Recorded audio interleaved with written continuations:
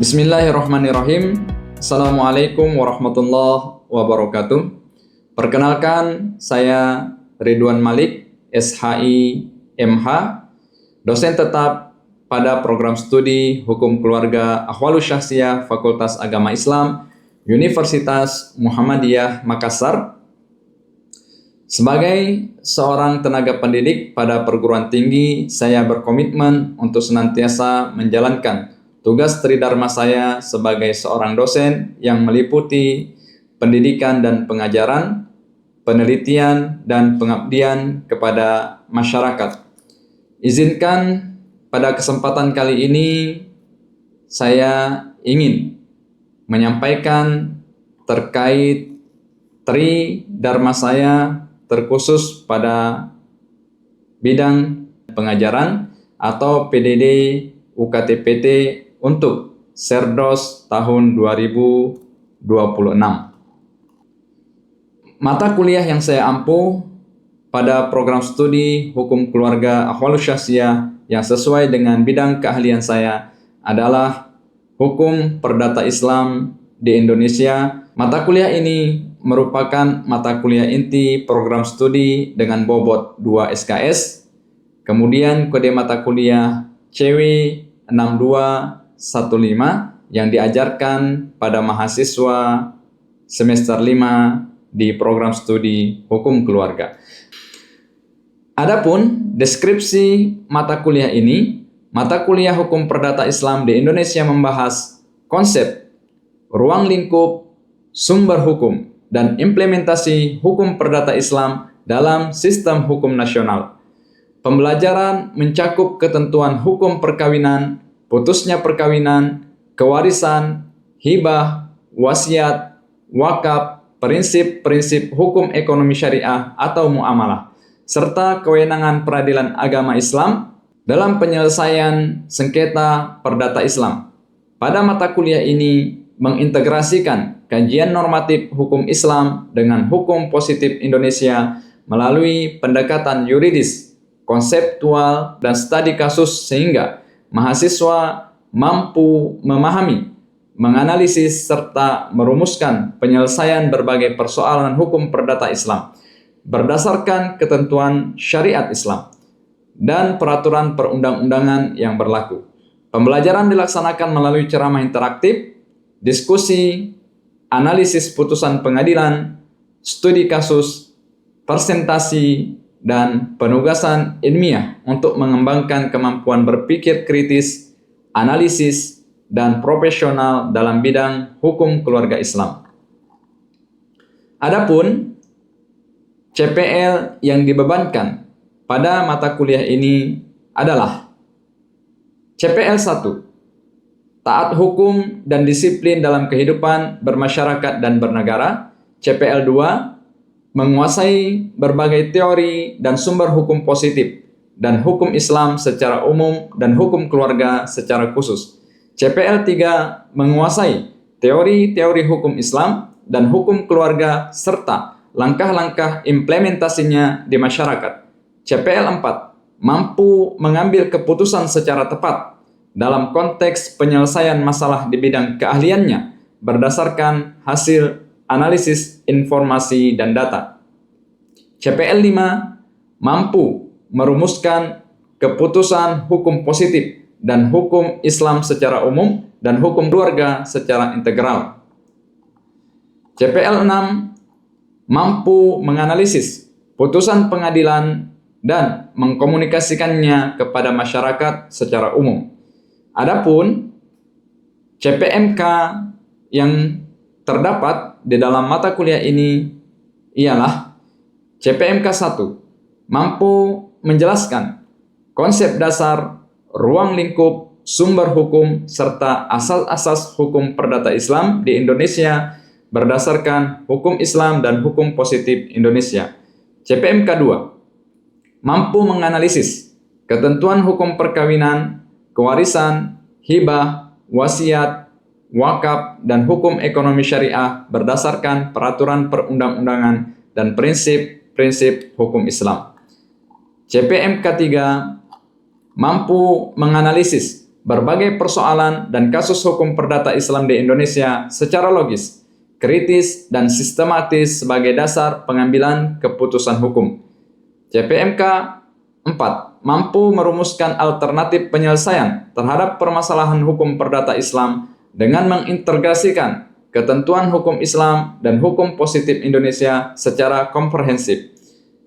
CPMK 5. Mampu menganalisis putusan pengadilan agama dan mengkomunikasikan hasil analisisnya secara lisan maupun tertulis berdasarkan kaedah ilmiah. Berikutnya, sub CPMK pada mata kuliah adalah sub CPMK 1, mahasiswa mampu menjelaskan konsep dan ruang lingkup hukum perdata Islam di Indonesia sebagai dasar memahami sistem hukum perdata Islam. Sub CPMK 2, mahasiswa mampu menganalisis sumber-sumber hukum perdata Islam yang menjadi dasar berlakunya hukum perdata Islam di Indonesia. Sub CPMK 3, mahasiswa mampu menjelaskan ketentuan dasar, syarat, dan rukun perkawinan berdasarkan hukum Islam dan hukum positif Indonesia. Sub CPMK 4, mahasiswa mampu menganalisis aspek hukum pencatatan perkawinan, hak dan kewajiban suami istri, serta perjanjian perkawinan. Sub CPMK 5, mahasiswa mampu menganalisis praktek poligami dan penyeludupan hukum perkawinan berdasarkan ketentuan hukum yang berlaku. Sub CPMK 6, mahasiswa mampu menganalisis bentuk-bentuk putusnya perkawinan beserta akibat hukumnya menurut hukum Islam dan hukum positif. Kemudian, sub CPMK 7, mahasiswa mampu menjelaskan konsep dasar kewarisan Islam dan kedudukan ahli waris dalam sistem kewarisan Islam. Sub CPMK 8, mahasiswa mampu menganalisis penghalang kewarisan dan penyelesaian kasus kewarisan sederhana berdasarkan hukum Islam. Sub CPMK 9, mahasiswa mampu mengevaluasi isu-isu kewarisan kontemporer berdasarkan perspektif hukum Islam dan hukum nasional.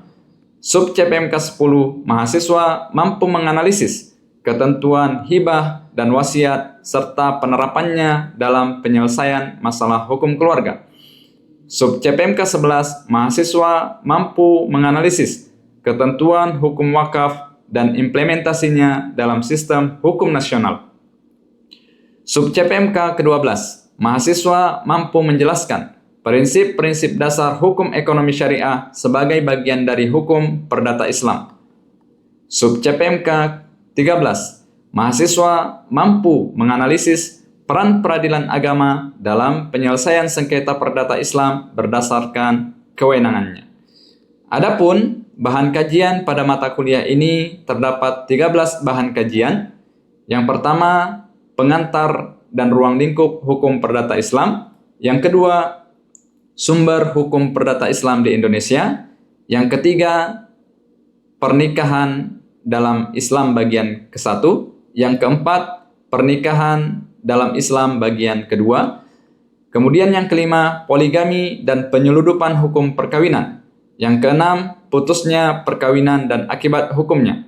7. Hukum kewarisan Islam bagian pertama. 8. Hukum kewarisan Islam bagian kedua. 9. Masalah kewarisan kontemporer di Indonesia. 10. Hukum hibah dan wasiat. 11. Hukum wakaf di Indonesia. 12. Pengantar hukum ekonomi syariah atau muamalah. 13. Eksistensi peradilan agama dan penyelesaian sengketa perdata Islam. Selanjutnya, untuk mencapai kompetensi tersebut, saya menerapkan pendekatan pembelajaran yaitu delivery, interaction, dan assessment. Pertama, delivery. Proses perkuliahan yang saya lakukan atau yang saya laksanakan dengan metode ceramah interaktif, kemudian penugasan kepada mahasiswa. Adapun referensi yang saya gunakan yaitu buku kompilasi hukum Islam serta buku hukum perdata Islam di Indonesia. Kemudian yang kedua, interaction.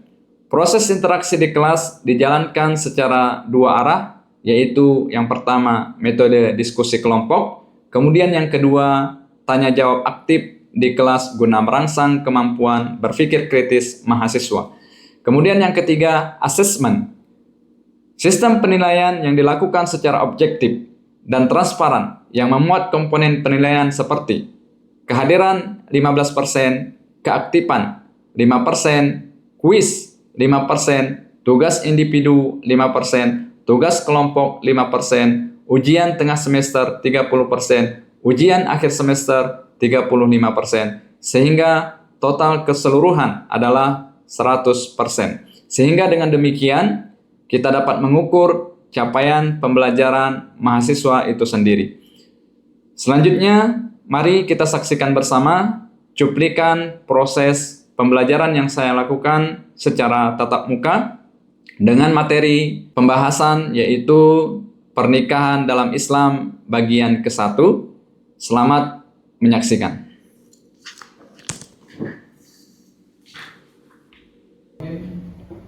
Assalamualaikum warahmatullahi wabarakatuh. Waalaikumsalam warahmatullahi wabarakatuh. Hamdan wa syukran lillah, asyhadu an la ilaha illallah wahdahu la syarika lah, wa asyhadu anna Muhammadan abduhu wa rasuluhu la nabiyya ba'dahu. Ikhwah sekalian yang dirahmati oleh Allah Subhanahu wa taala.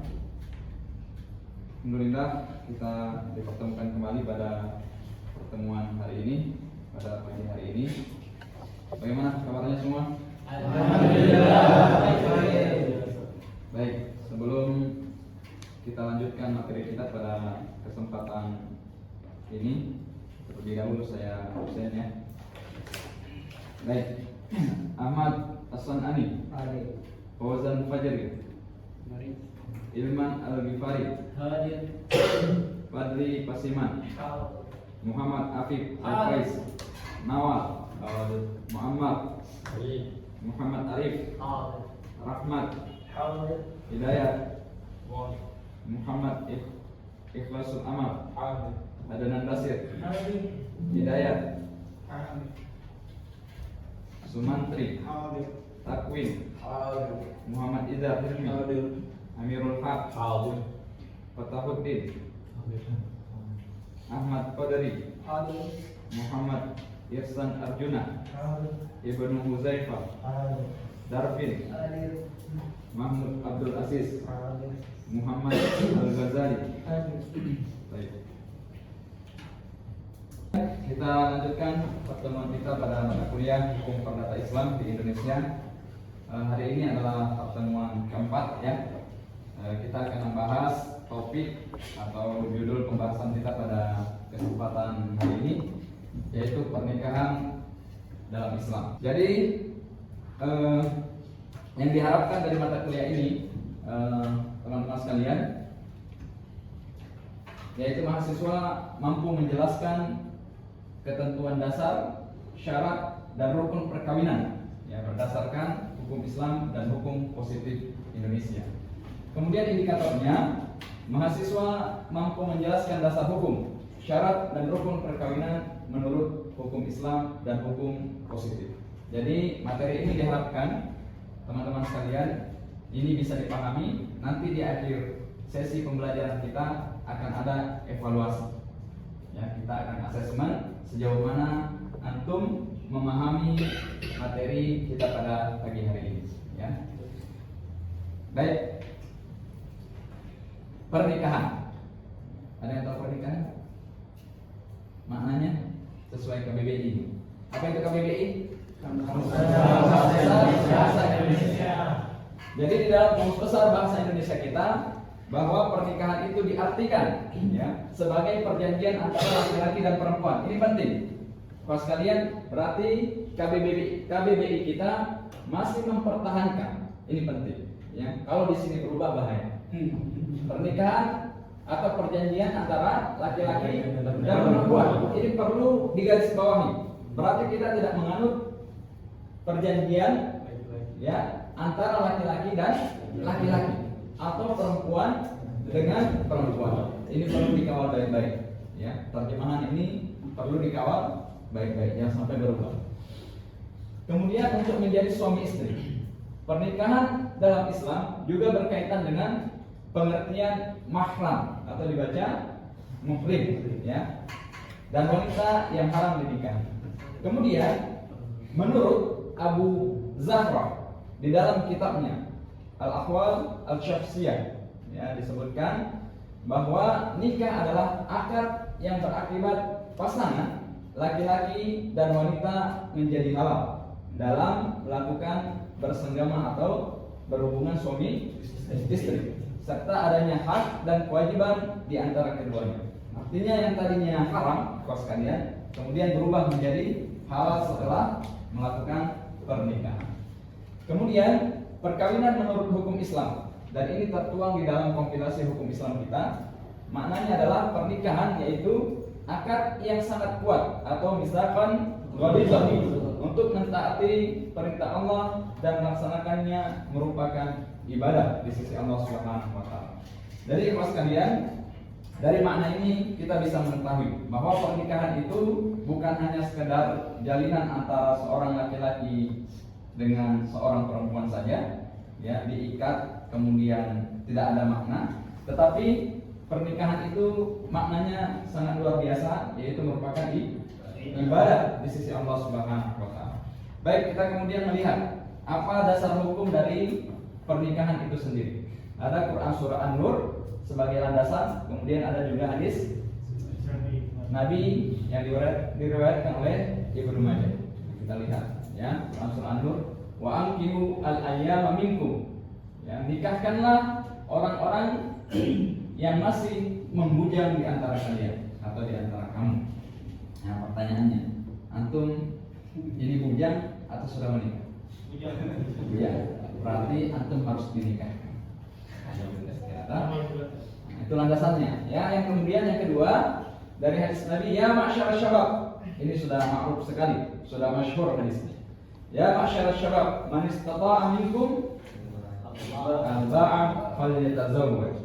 Yang barang siapa di antara kamu wahai pemuda, kira seperti itulah, maka jika kamu sudah memiliki ba'ah. Apa itu ba'ah? Kemampuan, hendaklah menikah.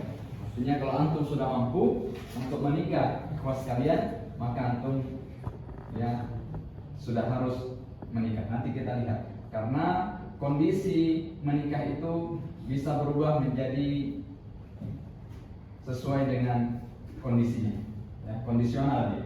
Dia bisa wajib, kemudian mubah, ya, dan seterusnya. Nanti kita lihat penjelasannya. Baik, selanjutnya setelah dasar hukum tadi pernikahan, kemudian kita melihat apa sebenarnya tujuan pernikahan itu. Dalam KHI, apa itu KHI? Kompilasi hukum Islam pasal ketiga, perkawinan bertujuan untuk mewujudkan kehidupan rumah tangga yang sakinah, mawaddah, dan rahmah. Ini tujuan dari pernikahan itu sendiri. Jadi tidak ada tujuan lain, ikhwas sekalian. Tidak ada tujuan untuk menyakiti pasangan. Tidak ada tujuan bahwa menikah ingin memperkaya diri dan seterusnya. Tapi tujuannya sangat mulia, yaitu sakinah. Ma makna sakinah? Apa makna sakinah? Ketenangan. Mawaddah, penuh cinta.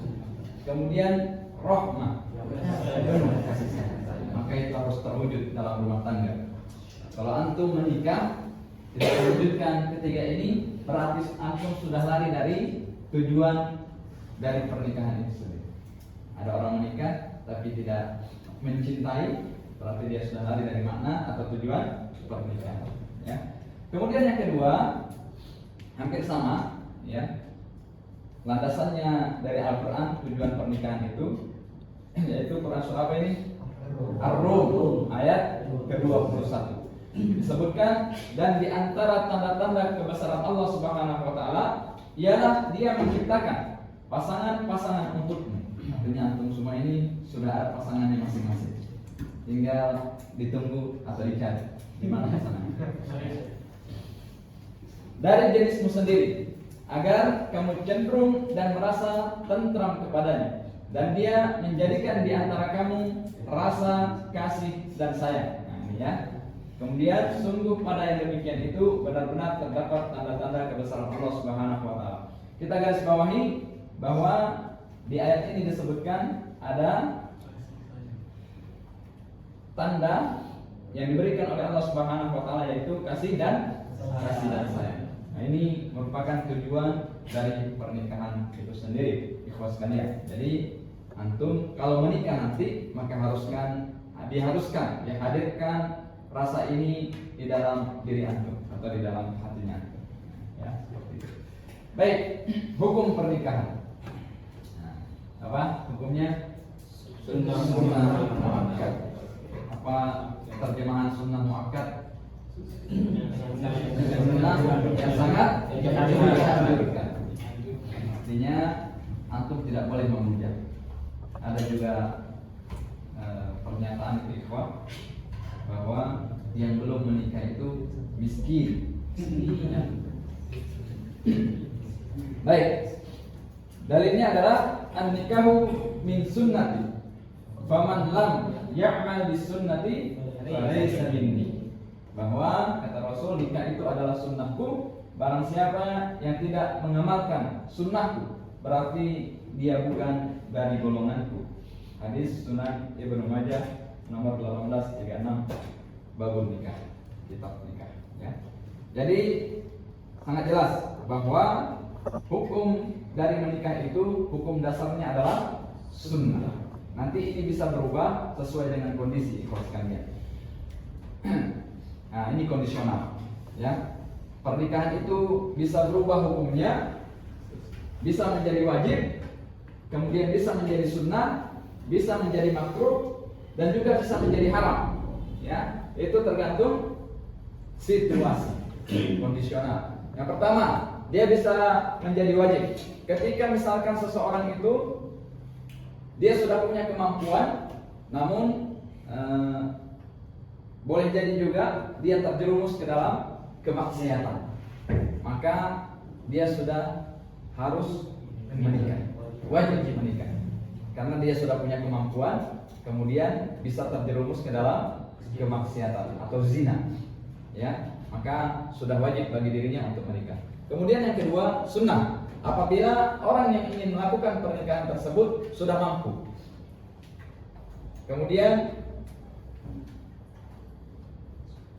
dia tidak terjerumus ke dalam kemaksiatan atau berbuat zina, maka dalam hal ini dia statusnya sunnah, mampu, ya, sesuai dengan hadis yang disampaikan tadi. Kemudian yang ketiga, dia bisa berubah menjadi makruh apabila orang yang ingin melakukan pernikahan tersebut belum mampu dalam salah satu hal, jasmani, rohani, mental maupun material, dalam menafkahi keluarganya, maka dalam hal ini makruh. Takutnya nanti, ya, bisa menzalimi orang lain dan seterusnya. Kemudian jatuh ke haram. Nah, apa itu haram?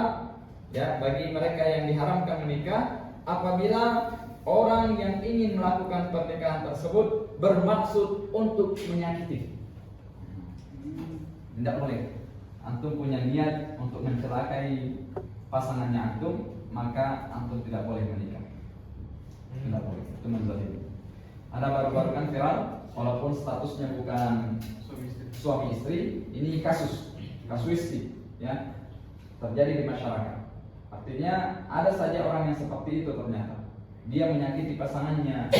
Ya, kalau kita lihat berita baru-baru ini sangat miris sekali. Ada seorang wanita disekap selama 3 tahun, bukan 3 hari, bukan 3 jam, bukan 3 minggu, bukan 3 bulan, tapi 3 tahun. Bayangkan penyiksaan, sangat luar biasa. Buta matanya, buta permanen. Kemudian saya lihat gambar aslinya itu. Ini bibirnya seperti sudah sundik, hancur, ya, kelihatan giginya, matanya sudah bengkak ini, dan buta permanen. Artinya ada orang yang seperti itu. Dia ingin menyakiti pasangannya, walaupun mereka bukan pasangan suami istri, ya, tapi ada kasus yang seperti itu. Maka kalau dalam hal ini terjadi seperti itu dan niatnya mau menyakiti, maka tidak boleh. Ya, biasa ada orang berpenyakit toh, dia akan merasa puas kalau dia sudah menyakiti penyakit itu. Harus diobati. Kemudian selanjutnya ikhwas sekalian, rukun dan syarat pernikahan. Ada berapa? 5. Ya. Yang pertama ada mempelai pria. Jelas, ya. Kemudian yang kedua ada mempelai wanita.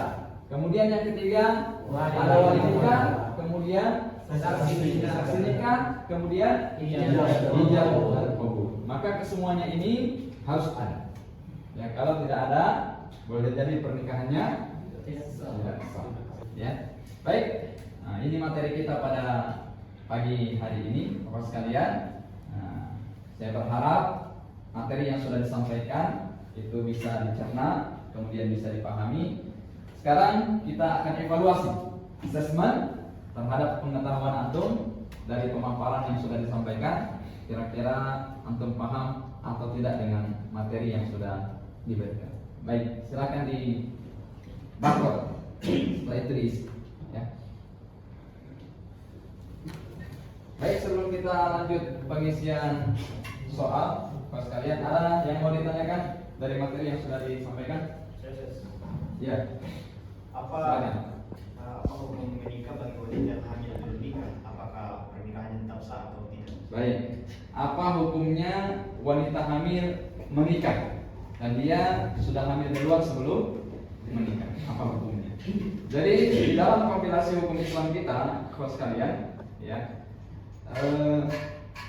di sana disebutkan bahwa wanita hamil itu boleh menikah, tapi syaratnya, ya, wanita hamil itu menikah adalah dengan pria yang menghamilinya. Artinya tidak boleh wanita hamil menikah dengan pria selain yang menghamilinya. Ada istilah di Sulawesi, ada istilahnya namanya patongkok sirik, ya. Patongkok sirik itu berarti menjaga aib. Karena anaknya sudah hamil duluan, kemudian dia mencari pria lain untuk menikahkan anaknya dengan pria itu. Ini tidak boleh. Kompilasi kita tidak membenarkan yang seperti itu.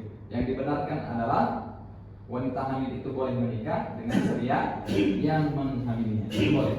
Tapi selain itu tidak boleh.